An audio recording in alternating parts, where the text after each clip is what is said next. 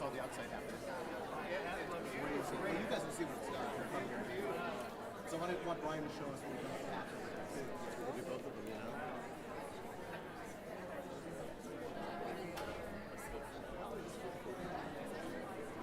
No, I know it's hard.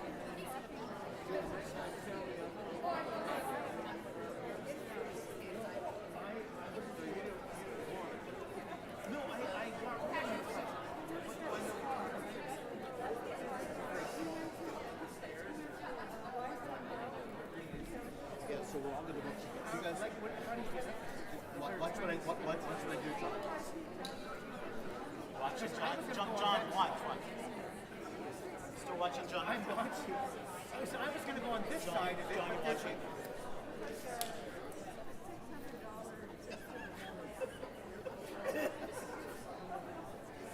I was going to. John, when you're done. John, when you're done, you walk this way. Oh, right in the middle. Yes, right in the middle. Yeah, and then you have a seat.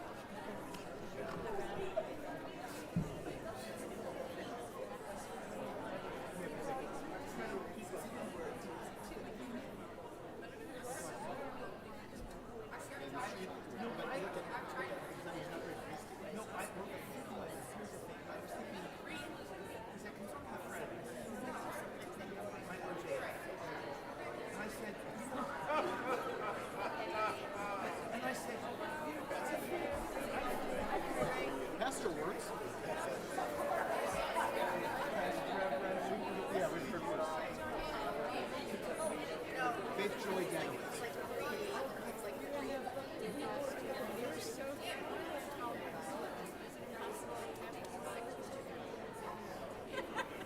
And this is the Reverend story. These are all four of us is kids now. He's a fellowman for 40,000 years. And he is an elder.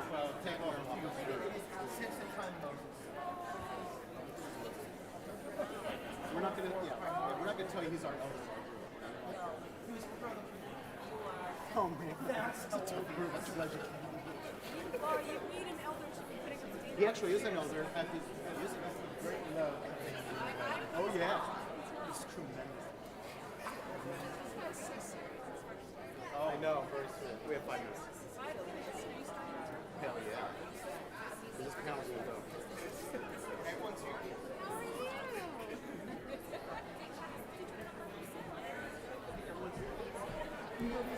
Yeah, we did.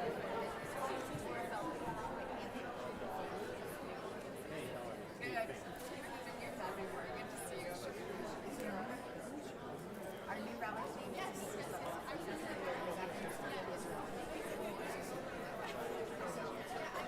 Yeah, he's not nice. I'm trying.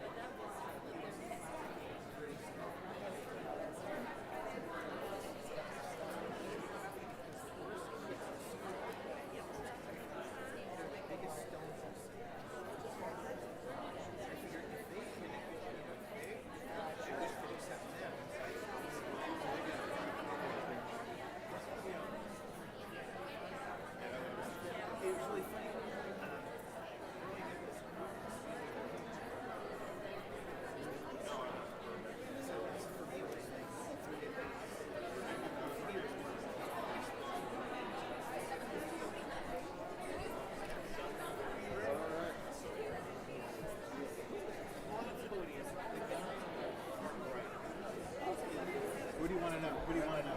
Steve, what do you want to know? He's at the J. He's a reconstructionist rabbi. Yeah, he's the best. That's Ilana. He's a Russian reformer.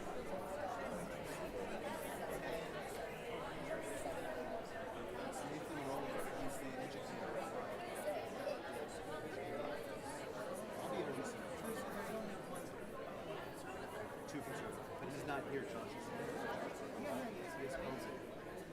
Folks.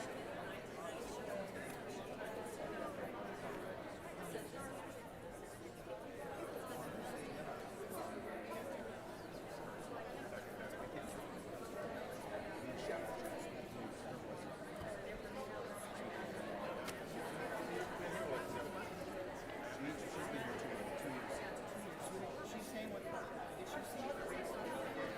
Yeah, she was. I think she was at that. Then we had Amanda before her. Here, president. Yep, it's C. Yep. Yeah, have some leadership here.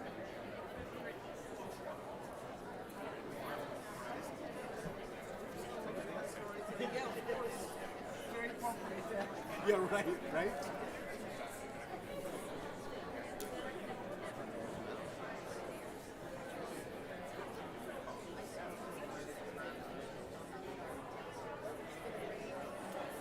Yeah.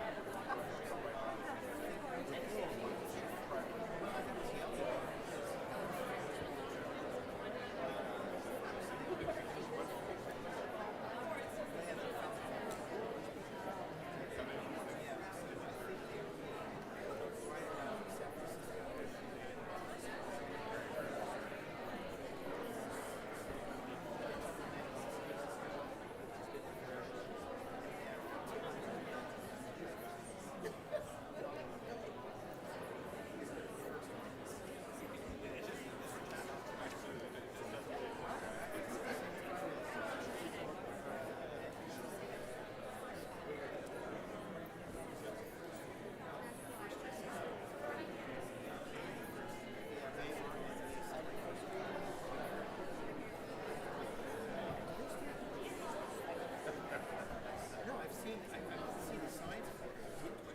Yeah, they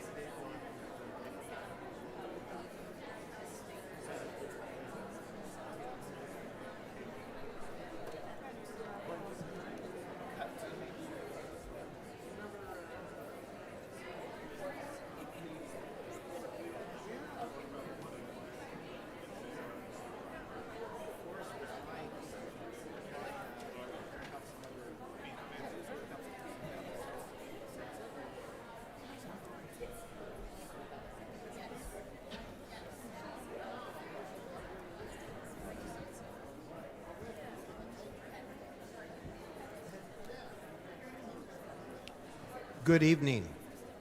Good evening.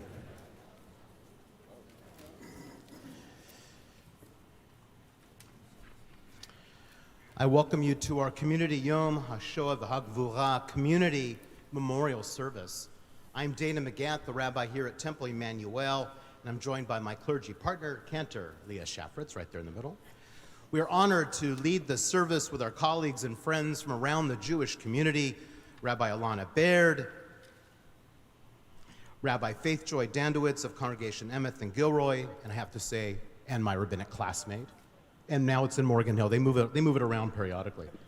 Cantor Devorah Felder Levy of Congregation Shir Hadash, and Rabbi Nathan Roller of Congregation Beth David, and Rabbi Hugh Said Valencia, the chair of our Cantors and Rabbis Association of San Jose, as well as representing the J. And unfortunately, Rabbi Josh Birkenwald of Congregation Sinai is ill and unable to be with us this evening. So too, I want to thank my colleagues, my brothers from the Silicon Valley Faith Leaders Collaborative, Reverend Steve Pinkston, an elder at Marintha Christian Center, Father John Pedigo of Catholic Charities in the Diocese of San Jose, and Reverend Ray Montgomery, CEO of PACT, People Acting in Community. Together, I appreciate all three of you participating in this evening's service. I also want to thank Misato Weber, our pianist, as well as the members of our choir from all of our congregations and the 7th grade Yavneh Day School class led by Jamie Zimmer. So we're so glad you're all with us this evening. So to Kendra, I wish to thank our temple administrative staff, Stephanie Pollack, Oliver Hausman, and Iris Benatal for their hard work, as well as our wonderful maintenance staff and amazing greeter, our educator, Phil Hankin. That's what educators have come to do these days. What can I say? We have an incredible Jewish community, and I thank all of the other Jewish organizations that are part of this evening's service. In addition to all the synagogues, JCC and Yavneh, we also thank the Silicon Valley Holocaust Remembrance Association for their collaboration for this evening's program. Ruth, Litwin, Sophie, Weinzimmer, and myself had some wonderful meetings to create this evening's program. I thank you both, as well as our panelists for this evening, Sophie Duckett and Maya Segev. Thank you, Maya Tripp, for your help in making this happen as well. Yom HaShoah v'Hagvura was established in 1959 by the State of Israel. It translates into Remembrance Day of the Holocaust and heroism. The date for this observance was chosen specifically because it marks the anniversary of the uprising of the Warsaw Partisans. This evening, as we come together as a community, we're reminded that what makes our people strong is the ability we have to not only rise above the ashes, but to come together as one family in times of joy and in times of sorrow. One of the great lessons of history is that we can get through anything if we have each other. Tonight of all nights, we must acknowledge that anti-Semitism is still growing around us. Acts of hate towards Jews continues, but so too we acknowledge that there are many other groups in this country and throughout the world that are feeling this growing hate. The tragedies that we have experienced, as well as those that have impacted our Muslim and Christian brothers, sisters, and beloveds, reminds us that the power of hatred must be confronted before it destroys the values we all hold dear: justice, freedom, and human rights for all. Tonight, my friends, we gather as one family to remember. We remember the millions of Jews who perished in the Shoah. We remember the 1.5 million children who perished in the Shoah. We remember the millions of others who perished in the Shoah. Let us continue in our liturgy.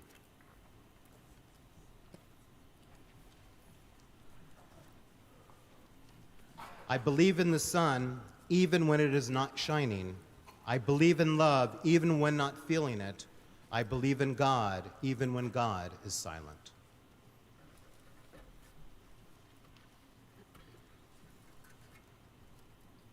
I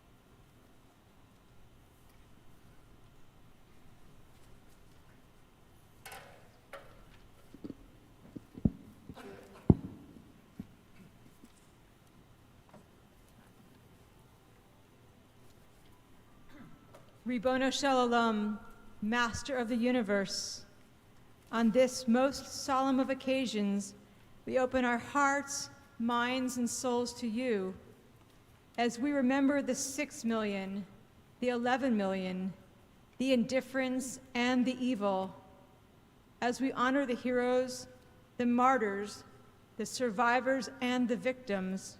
We ask you to soothe our souls, to amplify our memories, to strengthen our resolve, and to hear our prayers. We ask for your presence in our midst, for healing, light, and love to soothe and ease our pain as we commemorate the horrors that were committed not long ago. Please, O Holy One, be gentle with our souls. We ask that you help us to forever remember the stories we hear, as tales of the atrocities are shared, as we re-encounter the unthinkable. We ask that these memories be strengthened and never fade, in the hope that those who remember the mistakes of the past will not repeat them. Please, O Holy One, amplify our ability to remember.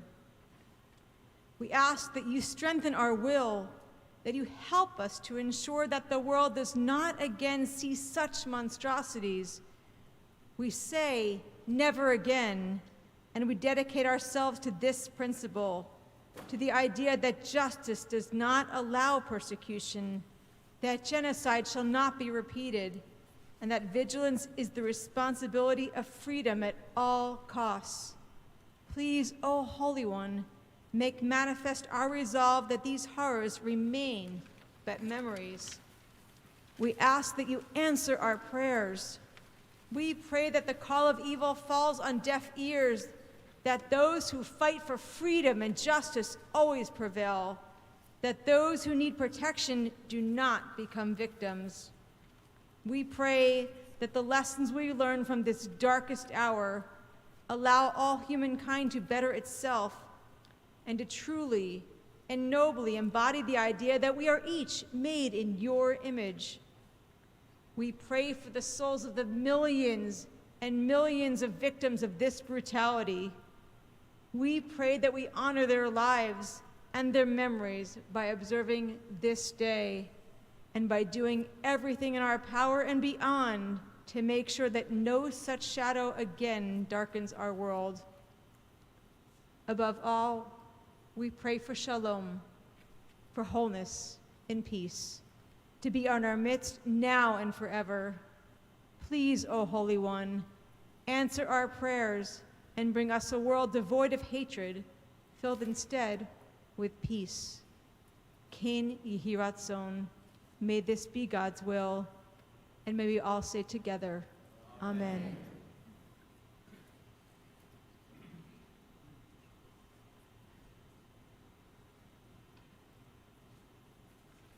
The first lesson is the importance of Zachor, of remembrance of the victims defamed, demonized, and dehumanized as prologue and justification for genocide, so that the mass murder of 6 million Jews and of millions of non-Jews is not a matter of abstract statistics. I have taken an oath to remember it all, to remember, to forget nothing at all, forgetting nothing of this, till the 10th generation, till the grief disappears to the last, to its ending, till the punishing blows are ended for good. I swear this night of terror shall not have passed in vain.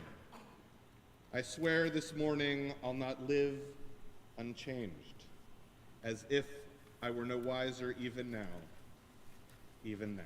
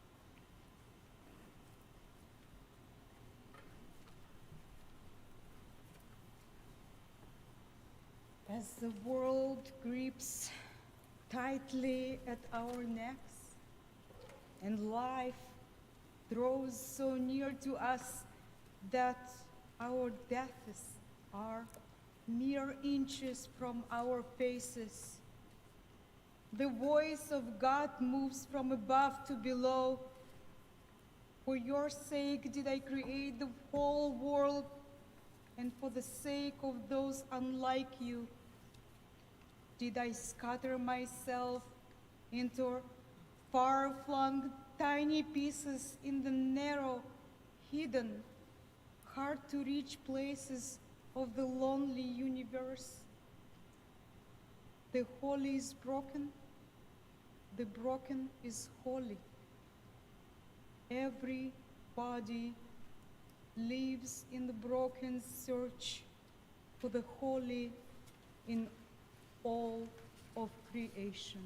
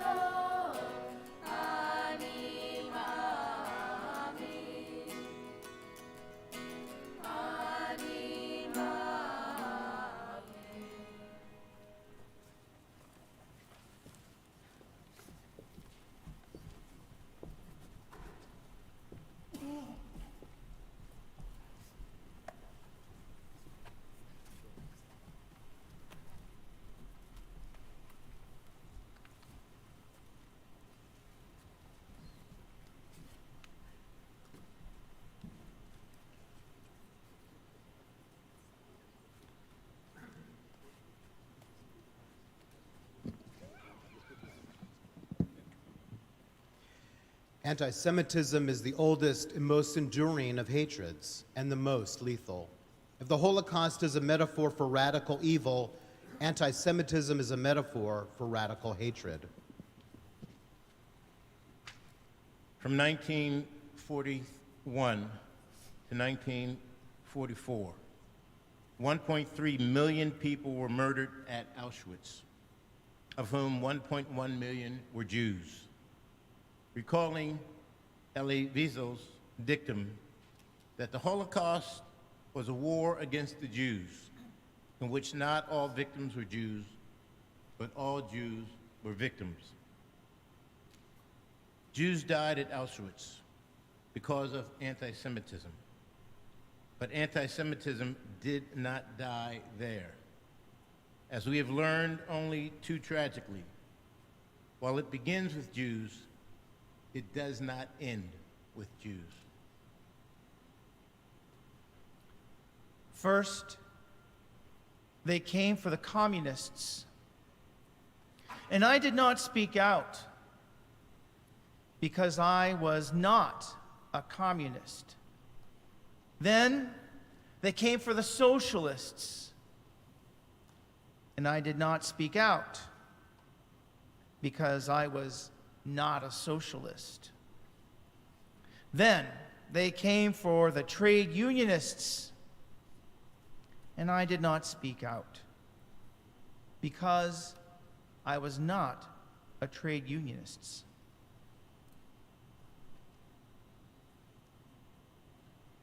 And then they came for the Jews. I did not speak out because I was not a Jew.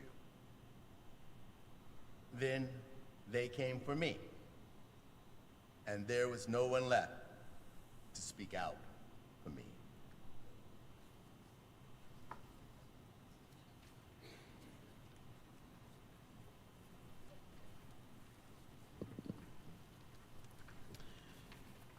Going to invite our panelists to take their seat up here on the bima. And as they're stepping up to the bima, I'd like to introduce our panelists, our speakers. Our first speaker this evening is going to be Sophie Weinzimmer, a second generation, excuse me for one moment.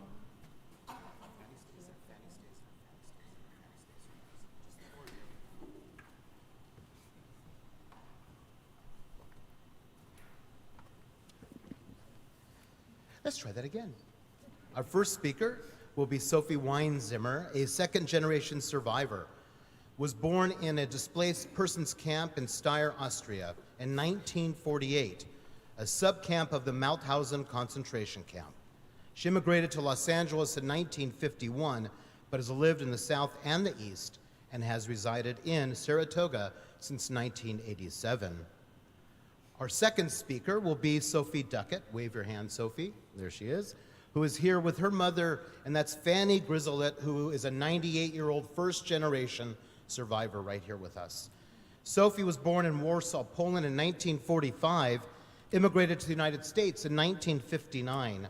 She's married with 2 children, 3 stepchildren, 4 grandchildren, and 2 step-grandchildren. She worked as a computer manager at various organizations.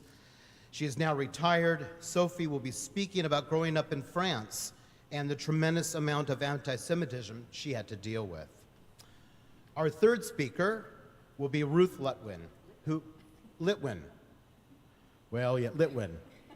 who was one of 5,000 people born in Bergen-Belsen displaced persons camp, to Michael and Helen Chopnik. Both parents survived the concentration camps. Ruth immigrated to Rochester, New York with her parents at age 2. Ruth then moved to San Jose, eventually, wasn't right after 2. She did a few things and then moved to San Jose with her beloved husband, Stan Litwin, and 2 sons in 1978. Since then, Ruth has been and continues to be a very active community volunteer and sits on several boards, including the Holocaust Remembrance Committee. I am honored to have known Ruth for 24 plus years, and she is incredible. I'm proud to serve with her on our Silicon Valley Jewish Film Festival board. Our final speaker will be Maya Segev, a senior at Los Gatos High School And it looks like she may be going to Columbia University in New York, which we're very excited about. And she will comment on what has changed since the Holocaust actually occurred. It is also important for us to not only hear from our survivors, but also from our students, who literally are on the front lines of anti-Semitism every single day. Our theme for this evening is responding to anti-Semitism through the lens of the Shoah. And the panelists are going to basically respond to the following questions. From your experience, what should we be thinking about right now? How would you respond to the growing anti-Semitism or anti-everything that is going on? And what does anti-Semitism bring up for you? So we're going to begin with Sophie.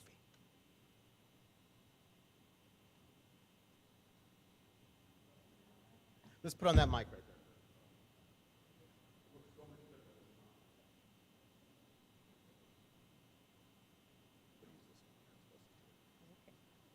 Okay.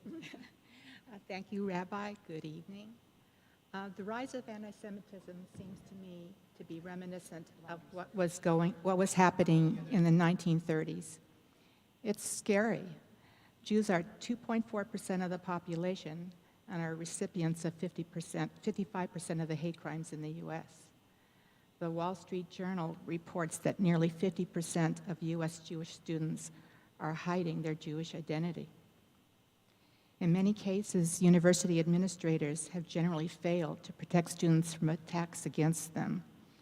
There is a movement now to enforce Title VI of the Civil Rights Act of 1964. It prohibits discrimination based on ethnic identity. Jews are not just a religious group. They are rather a people who share a culture, history, language, and territory. School administrators will be monitored in how they enforce the law. Both funding to universities and prosecution will be considered for those that don't comply. I do think there is a bigger picture here that we need to focus on. We can put the word anti in front of almost every ethnic group. Anti-Asian, anti-Black, anti-Native American, anti-Latino, anti-gay, anti. And we have an African-American granddaughter who fits in two of these categories, and we're concerned about her future.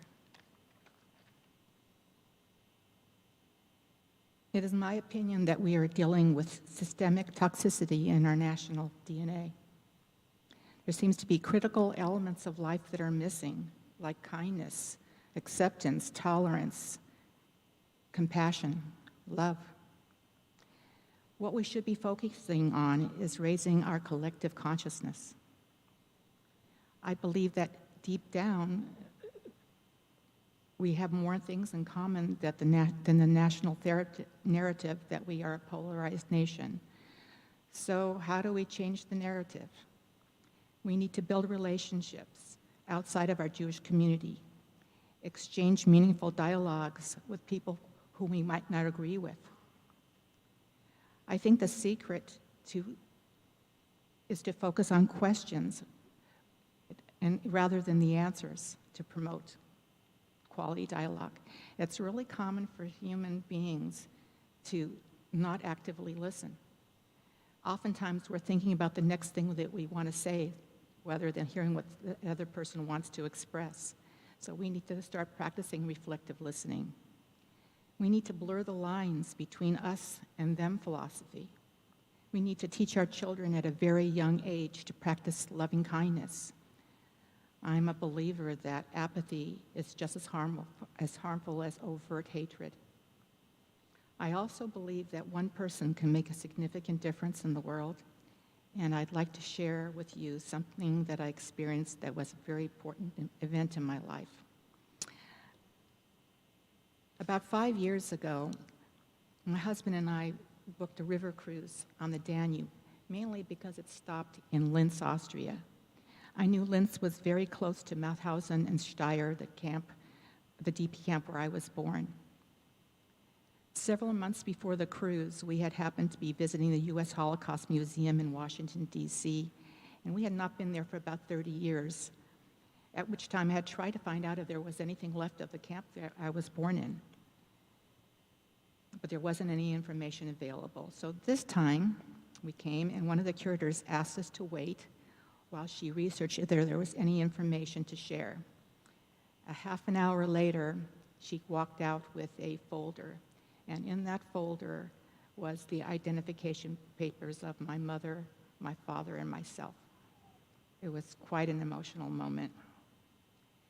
Also in the folder was the contact. His name was Karl Remsmeyer. He's a religion teacher, a Christian, and he founded Steyr's Holocaust Memorial Committee.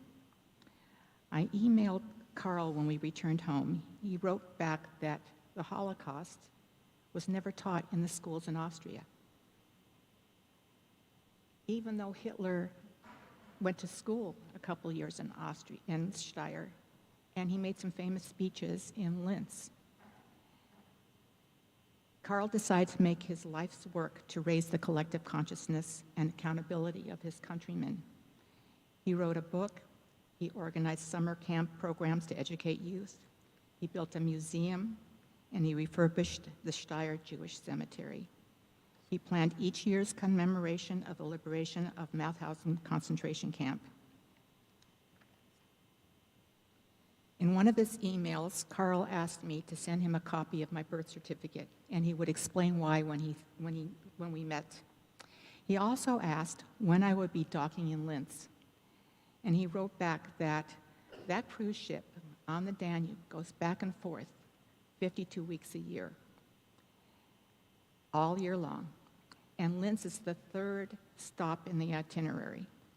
You could have picked any week to be here, but you are coming to your birthplace on the exact date of the 75th anniversary of the liberation of Mauthausen and Steyr. So we took a cab to Mauthausen, and we couldn't believe our eyes. There were thousands of people from all over the world, delegations from almost every continent, Austrian boy and Girl Scout troops carrying flags, and buses full of students from all over Austria. Yeah, these are some pictures that we took.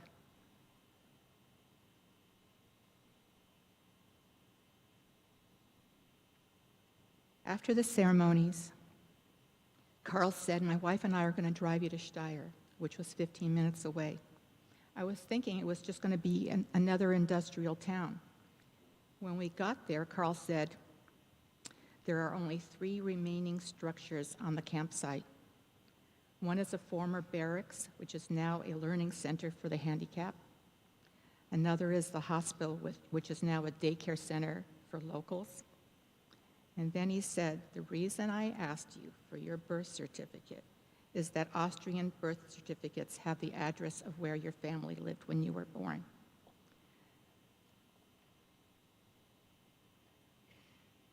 There is only one building left of the camp residence, and it's 6 Rooseveltstrasse, your home. I think we all cried. I don't think too many people on this earth could have experienced the serendipity of that moment. This is a photo of my mom and I in the grass behind the unit. It still looks like that. Karl asked me to send pictures of my family to put in his museum. My parents' wedding, my 2nd birthday. Karl still continues his life's work. A new monument has been erected in the Steyr Cemetery, dedicated to 800 concentration camp victims that were buried together in a tomb. Over the time, the grave site was covered by a footpath. Karl was not going to let the fate of the slain prisoners sink into oblivion. I look back today at the coincidences of me asking for new information in Washington, D.C.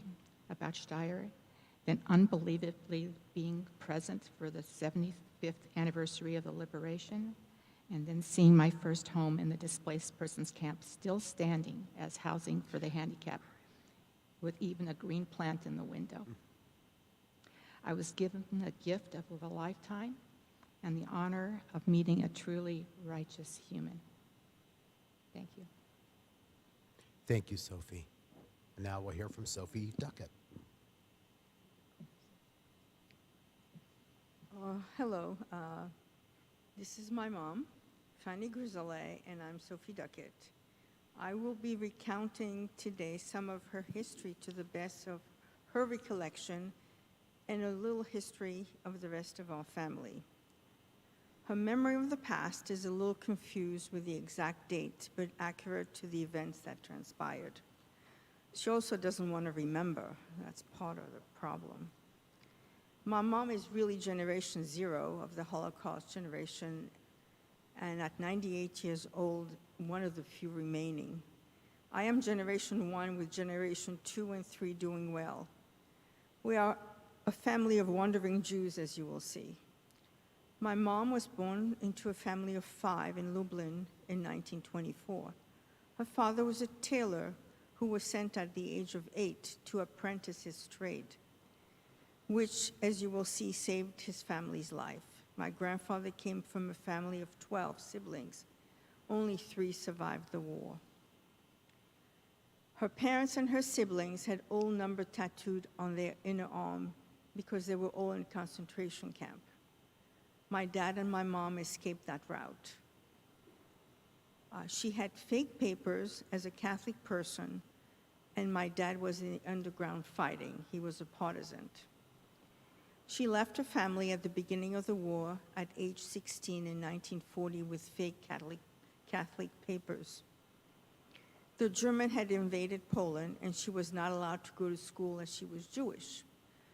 My grandparents sent her to work as a nanny and caretaker to a wealthy non-Jewish family where she took care of a young Jewish boy they had rescued, their elderly mother, and their German shepherd in an estate outside of Lublin. The estate was located close to the airport, and the German kept bombing all the way around the airport. The family and the estate workers all hid and lived in the root cellar, built into the hillside. They stayed there until the Russian came and rescued them. The Russian killed the dog as they were afraid of him. He was guarding my mom. Before the Russian arrived, the Lublin Germans rounded up their Jewish family and put them in prison. As the Russians were coming, they killed all the prisoners before they left. When my mom heard about the massacre, she went to Lublin to see if she could find her family's bodies in the pile of dead people that they were starting to bury in a mass grave. She recognized some of her cousins, but could not find her siblings or her parents. She assumed they were all dead and started sitting shiva at the mass grave. A prison guard who knew her family reassured her that her family was not buried in this mass grave. He told her that the Germans took all their workers with them when they left. My grandfather, being a tailor, made uniforms for the German army, and my grandmother stuffed bullets. They were slave labor, so the family survived. When she was in Lublin, she met up with a friend of her brother who knew her from before the war, and she would eventually marry him. My dad was in the underground with his cousin when he was shot. He survived because his cousin operated on him in the sewers. He had shrapnel in his shoulder. They started living together and had to get married in church because she had Catholic papers. A neighbor reported them to the Gestapo, and my father was arrested and sent to prison. My mother then left, went to Warsaw, where she worked bringing food into the ghetto and bringing contraband out. She moved freely because of her Catholic papers. Then the German closed the ghetto, and she could not get there anymore. She witnessed women throwing their bundled babies over the ghetto walls, hoping someone would rescue the babies, but the Germans killed them all. When the Russians came, she went back to Lublin to rejoin my dad, who had been freed when the Russians released all the remaining prisoners. The war was over. My parents then had a Jewish wedding ceremony officiated by a military chaplain. I was born in 1945, and we left Poland for a displaced persons camp in Germany within 6 weeks of my birth. Going back to my grandparents, they went from the Lublin ghetto to a series of concentration camps, 3 in Poland, Majdanek, Redem, Auschwitz, and 2 in Germany, Ravensbrück and Malchow. The family was rescued by a Swedish count. Count Bernadotte ransomed female prisoners of war for a large sum of money to the German government. The Swedish Red Cross took the whole family, my grandparents, my aunts, and my uncles that survived, including a cousin who had taken my mother's identity place in the family. She had taken her identity, so she survived. During all this time, my mom did not know if her family was dead or alive. While they were in DP camp in Germany, the Red Cross posted a list of names of people they had rescued, and this is how she found out that her family was still alive. Some of my grandfather's siblings had immigrated to France in the 1930s. One of her cousins sponsored my grandparents and other relatives to France, and in 1947 they sponsored us. Life in Paris was especially hard for me at the beginning.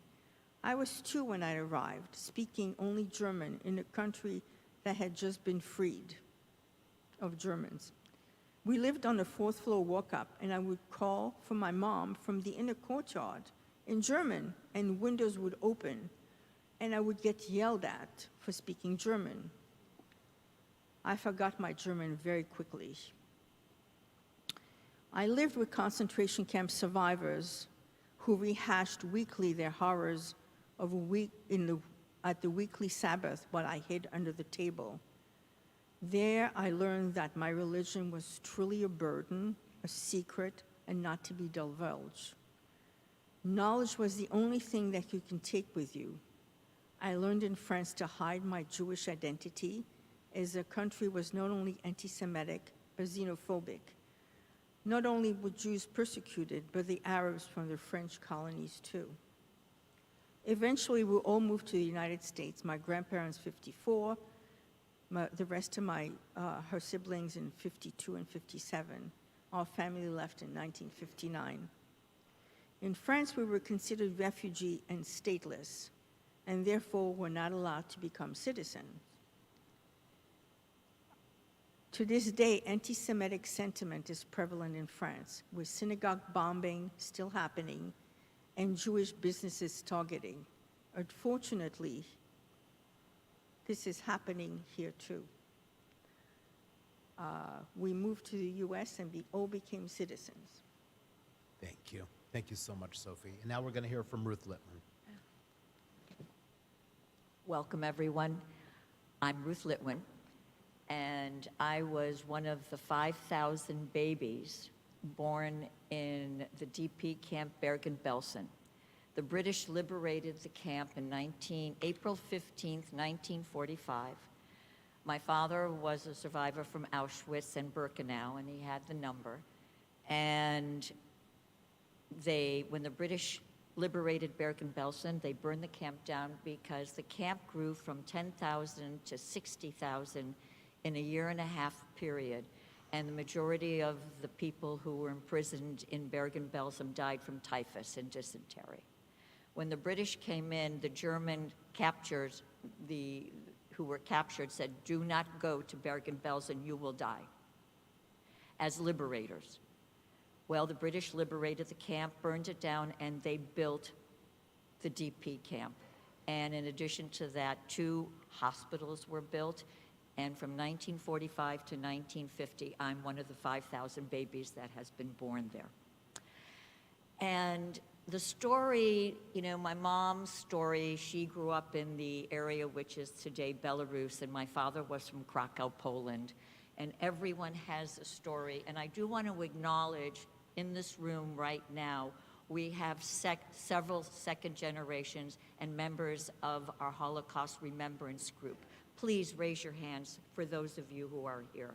And they all have a story to share, and I think it's important for us to remember and acknowledge that. And so my mission in this today is being a child of Holocaust survivors and immigrating in, I was 2.5 when we immigrated to the United States. And HIAS, the Hebrew Immigration Aid Society, and the JDC, which is the Joint Distribution Committee, still active today in bringing many, many immigrants to our country. And it's extremely important to support them. We didn't have a sponsor, but HIAS did bring us to upstate New York, Rochester, New York. And that's where my new life began. And I do have a couple of memories here. And I have this locket, and Sophie said she has almost the exact same locket. It's a gold locket that my mom got in the camps, and my teeth mark are on there because evidently I was chewing her locket a lot in the DP camp. And then when we got on the boat to immigrate to the United States, I would say in Yiddish, "Shoknish the pillow. Don't shake the pillow," because the passage was so very difficult. And there was, weeks that we were on the ship. And we landed in Ellis Island and immigrated to Rochester, New York. And that's when a new life began. And I just want to share a couple of stories with the beginning of a new life. I didn't grow up in a home that was filled with anger and hatred. I think that's an important message. It was important to rebuild a new life. And so we made one day at a time. And it was a gift. And in addition to that, let's fast forward here. We have spoken through the years to several groups, and I'll always remember speaking at High House and sharing a little bit of the story, not the horrors of the war, because everybody knows a lot of the horrors of the war, but what can we do to make a difference today? And when both my parents passed at a very young age, but before my mom died, I said, "Mom, please, I need your story." It's before the Shoah Project, where people were able to create their stories in a living legacy. So she wrote it on a little pad of 6 pages and telling me a little bit about the beginning and sort of about the end. And she always said, "And now this is where my life begins and the generations continue." So recently, I sit on the board of the Jewish Film Festival as well, and last year we had, many of you participated, we brought Saul Dreyer to California. Saul is a 98-year-old Holocaust survivor from Krakow, Poland, and he took up becoming a drummer at the age of 89, and his goal was to perform and continue the life and to show people that you can overcome and survive. And his goal was with this band, they are amazing, and you can find him on YouTube. It's called Saul and Ruby Holocaust Survivor Band. Watch it. And so when he was here, I happened to interview him, and I said, "Saul, my father was from Krakow, Poland. Perhaps you may recognize the name." I always play Jewish geography. I think it's really important because you never know what the second generation or who you're going to have a connection with. And I told him my father's name, and he says, "Was? Michal hab geboren?" Michal Chapnik survived the war. He was my father's neighbor before the war. Who could ever have imagined that I would have these amazing stories from my Saul? And so with that, I just want to continue to say for the young generations that are here today, and Maya is going to be speaking, but we are the second generation. You are the future generations, and the stories and the memories live on through you, and it really is important. And what we are striving for at this moment is to educate. We need to continue to educate in the schools. And Iris, where are you? Okay, Iris Ben-Moon has set up the Chaim exhibit, and everyone should look at this. The years that Iris has put together to keep the memory alive and keep the education going, we are so grateful for. And so with that, I just want to say that we will continue the story. And as Sophie said earlier, we need to be able to be kind, to be respectful. Everybody has a story. We can choose to disagree, but we need to do it with a little more respect and kindness. And if we can give a message and the living legacy to continue, that is it. Beautiful. And now I'm turning it over to Maya, who is the generation that will continue the legacy. Thank you, Ruth, so much. That was wonderful. And just one plug, we do have Chaim Museum that will be in our foyer of our Temple House for the next week or so. So please come. If you can't do it this evening, which I would understand, please come during the week. It will be open for you. And now, Maya Segeth. Hello, everyone. Good evening. I'm Maya. I'm a senior at Los Gatos High School, and I'm also a fourth generation of Holocaust survivors. I had the honor of knowing my great-grandmother, a Holocaust survivor, for nearly 14 years of my life. And one thing she always told us whenever we would go to Israel to visit her was that the unimaginable has already happened and it can happen again. And that's something that has been ingrained in my mind from a very young age, and something I try to carry with me as I continue on into my future. And I am a proud Jewish teen and will become a proud Jewish adult. I do want to say that there has been an increase in the amount of anti-Semitism in America and in the world, specifically in the past few years. And I think it's incredibly important to also note that this is very prevalent on both middle, high school, and college campuses. It's something I, as a Jewish teen, have witnessed and experienced firsthand, and I know a lot of my peers have experienced as well. I think that brushing off these moments and brushing off the jokes or the prejudice or the graffiti, anything like that that you see is incredibly dangerous, because ignoring what is happening is the first step towards tragedy, and it is allowing horrific things to occur. And it only further perpetuates this anti-Semitism that is so present in our society today. I also want to touch on the fact that today social media exists, and I, as a teen, take part in that a lot. And social media has created a whole new world for anti-Semitism to grow and flourish.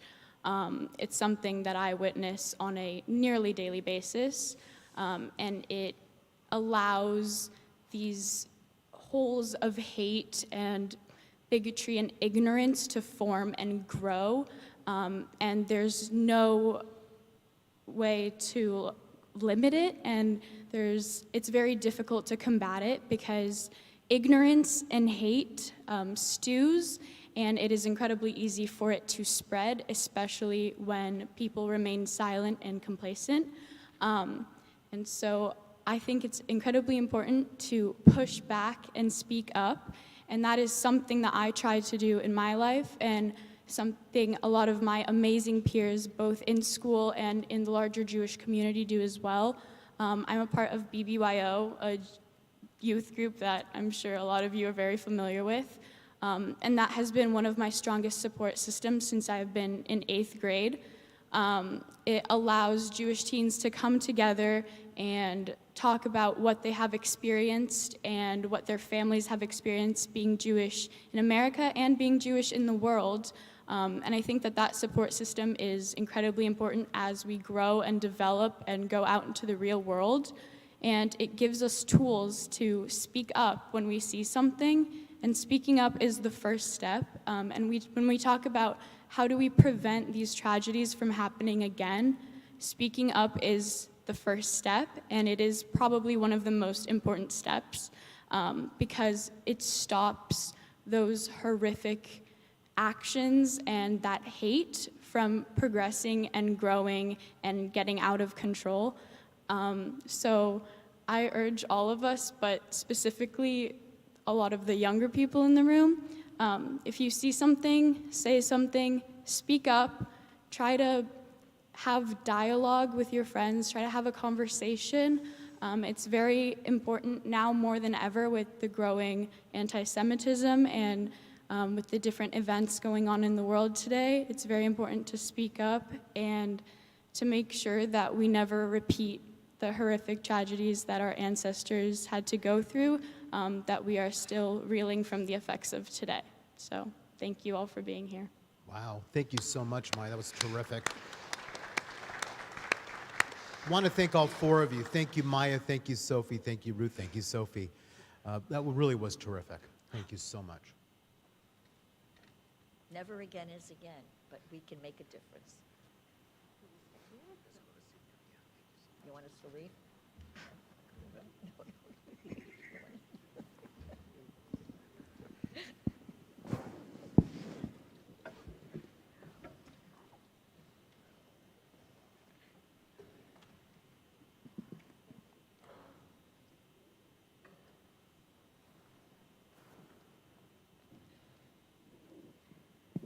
Holocaust crimes resulted not only from state-sanctioned incitement to hatred and genocide, but from crimes of indifference and from conspiracies of silence from the international community as bystander. What makes the Holocaust, and more recently the Rwandan genocide, so unspeakable is not only the horror of the genocide itself, but that these genocides were preventable. Indifference and inaction always means coming down on the side of the victimizer, never on the side of the victim. In the face of evil, indifference is acquiescence, if not complicity in evil itself. We must always remember and celebrate the survivors of the Holocaust, the true heroes of humanity. They witnessed and endured the worst of inhumanity, but somehow found in the depths of their own humanity the courage to go on, to rebuild their lives as they helped build our communities. Together with them, we must remember and pledge that never again will we be indifferent to incitement and hate. Never again will we be silent in the face of evil. Never again will we indulge racism and anti-Semitism. Never again will we ignore the plight of the vulnerable. And never again will we be indifferent in the face of mass atrocity and impunity. We will speak up and act against racism, against hate, against anti-Semitism, against mass atrocity, against injustice, and against the crime of crimes whose name we should shudder to mention, genocide.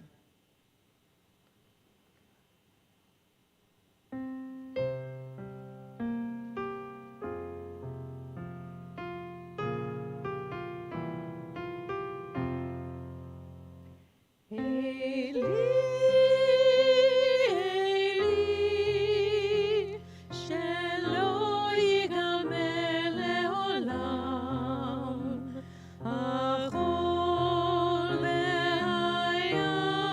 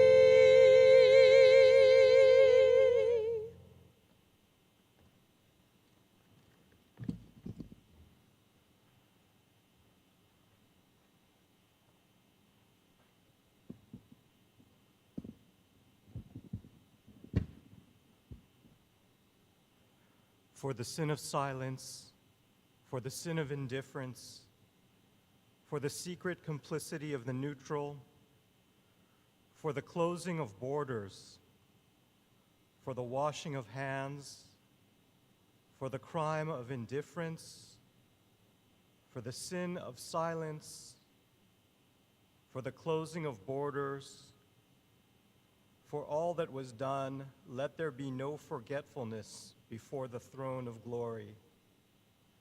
Let there be remembrance within the human heart. And let there at least be forgiveness when your children, O God, are free and at peace.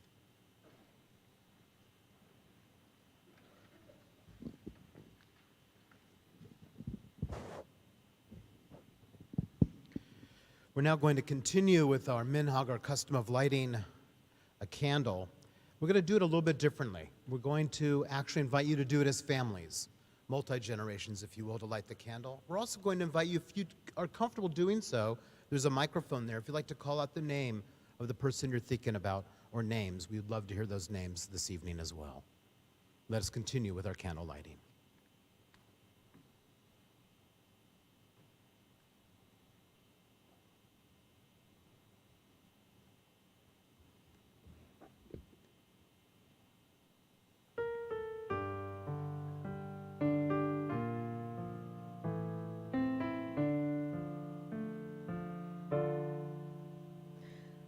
Ashrei hagafru shenisraf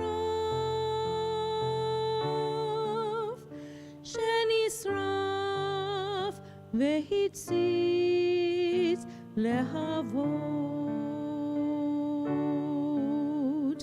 Ashrei halehava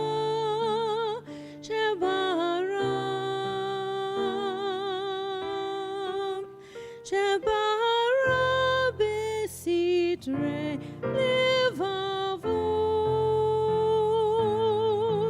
Ashrei halevavot sheyar ulachadon. For Michael, for Helen, for Anya, for Aaron. Ashrei hagafru shenisraf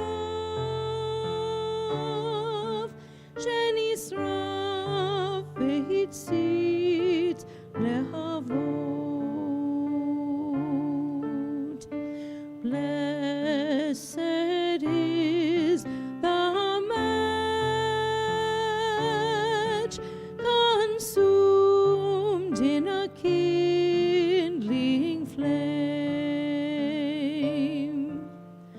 Blessed is the flame that softly burns in a heart's secret place. Johannes Stransky and for Fritz Stransky. Hearts that like flickering lights new to flutter and die. Hanya White, Without shame. Adela Kupferman. Blessed is the match consumed in a kindling flame.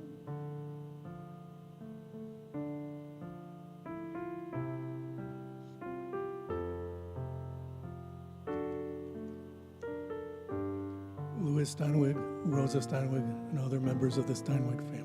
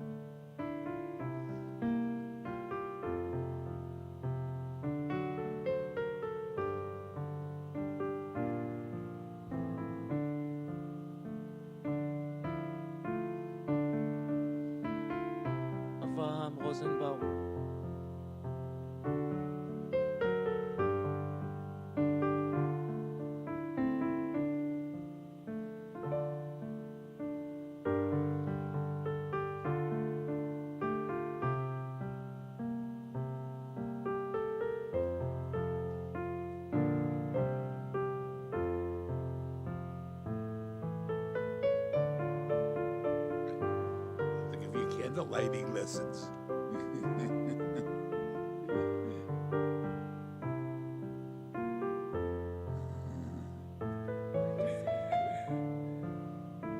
Nini Unger, William Tepper, and Etty Tepper.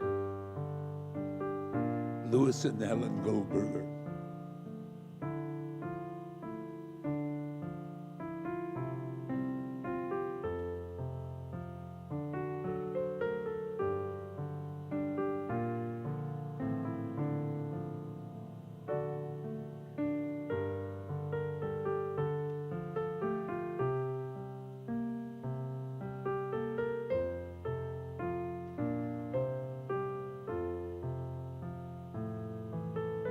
Isaac and Rochelle Goldstein.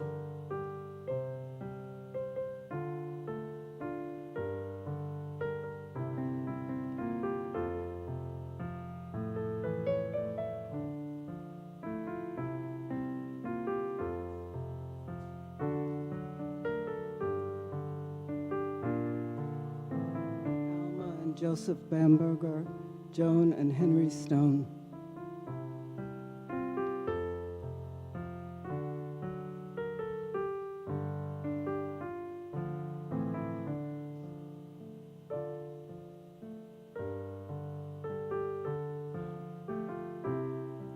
Shimon and Jitla Interto.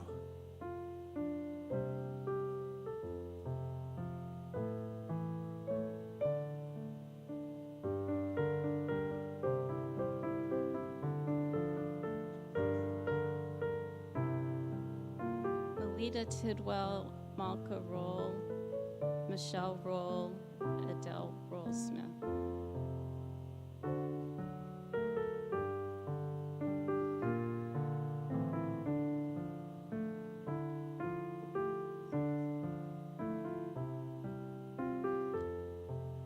Sandler family, Uchitel family, Genser family, and Balsam family.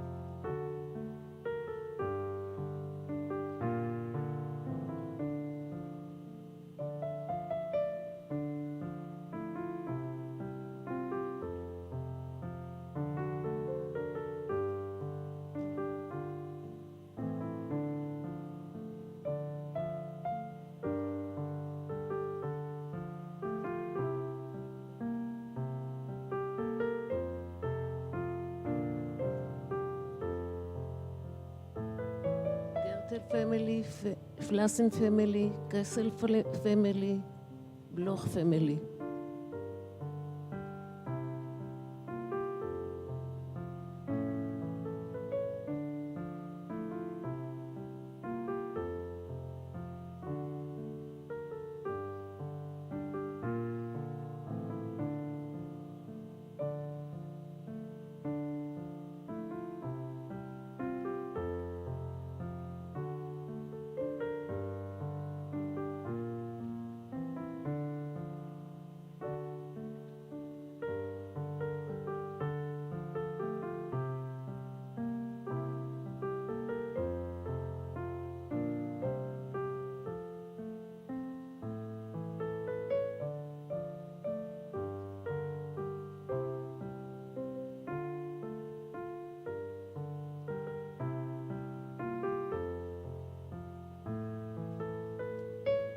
The Penzak family and the Yanofsky family.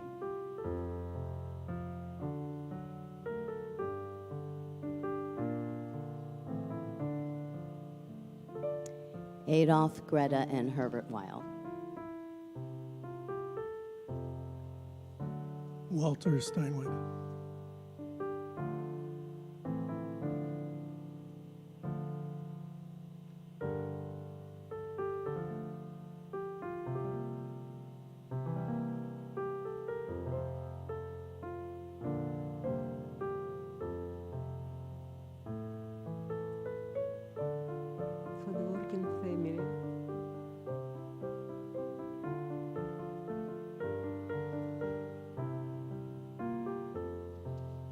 the Dvorkin family, the Lubetsky family, the Kravitz family.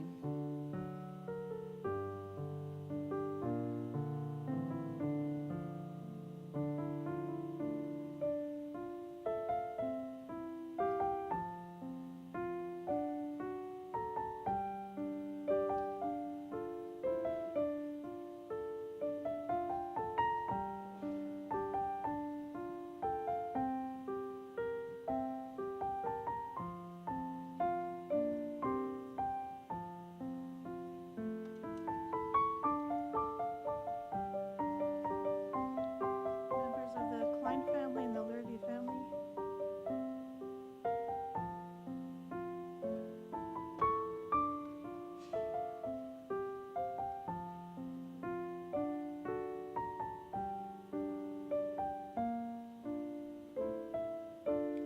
For the Village Magat family in Poland.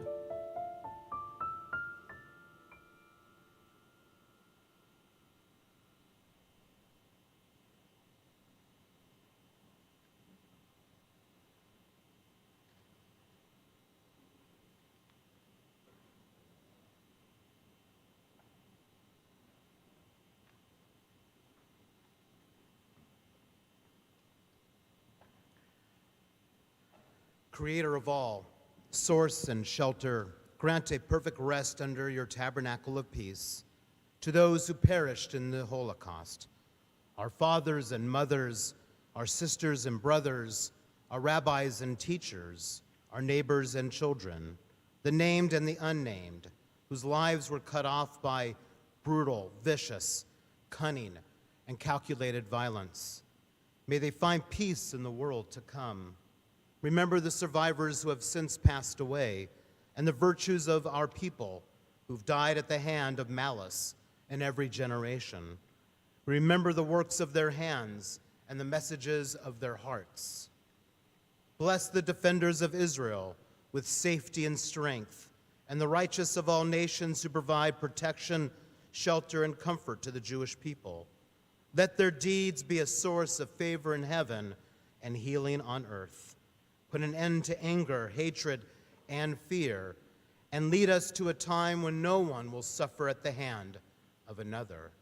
Speedily in our days, may the memories of all who face these horrors be sanctified with joy and love.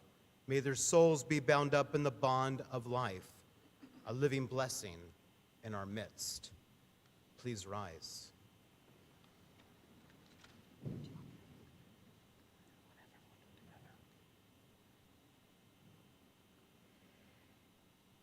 El male rachamim,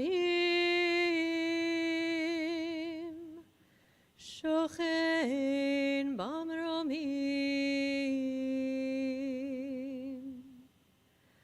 hamsei menucha nechona, tachat kanfei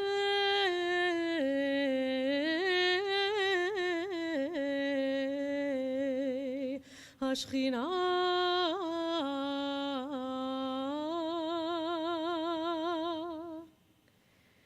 במעלות קדושים וטהורים, כזוהר הרקיע מזהירים,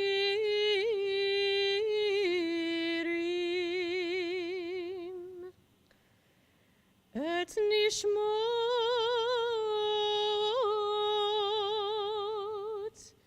6 מיליון אחינו ואחיותינו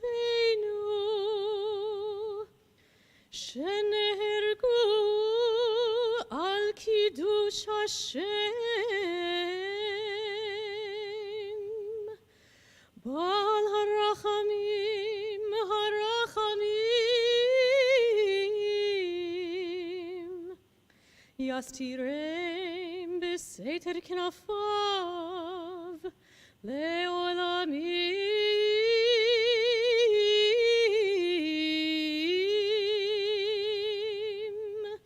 ויצרור ביצרור החיים את נשמתם. אדוני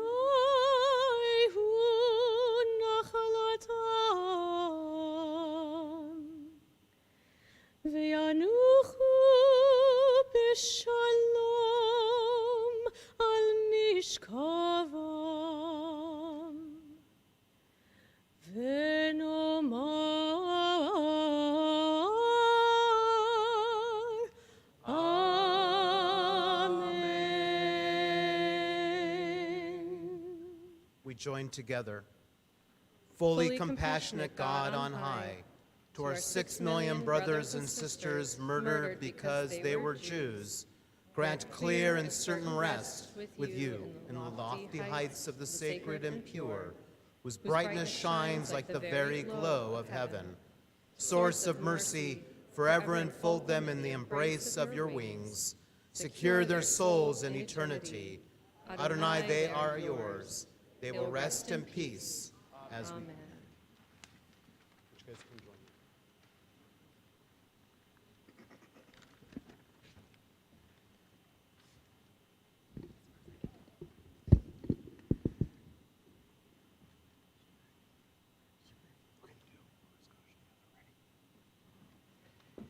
Yitgadal Auschwitz, Yitkadash Lodz, Shmei Rabba Onar, Be'alma Divrach Hirutei Babiyar, Vayimlich Malachutei Maidanek, Bechayon Uvyomechon Birkenau, Uvchaye Dechol Beit Israel Kovno, Ba'agalav Uzman Kariv Janauska, Vimru Amen.